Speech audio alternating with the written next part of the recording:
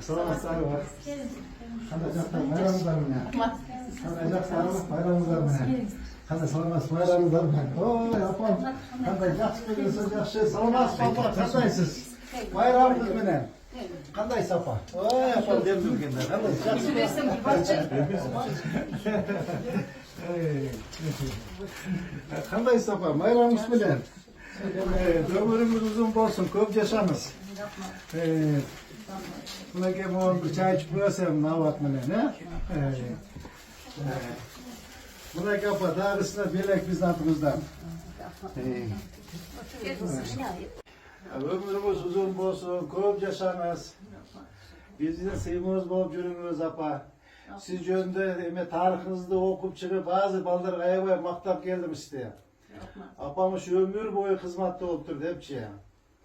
10 bala törüp, 37 nevresi, 70 şöhresi, 2 durası var iken.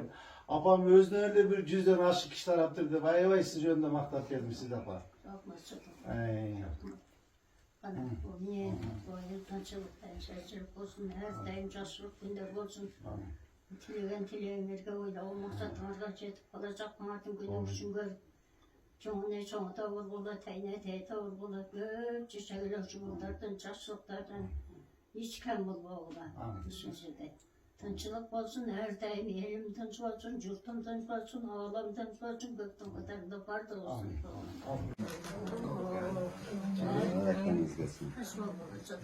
Demde oturunuz apa. Hop trapa, жақсы oturunuz evine.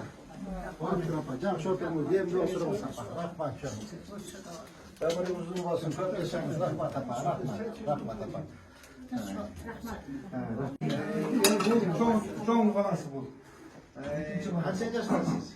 Ben eve gidiyorum. Beni çok ekil varlar. Bilekleri koydum.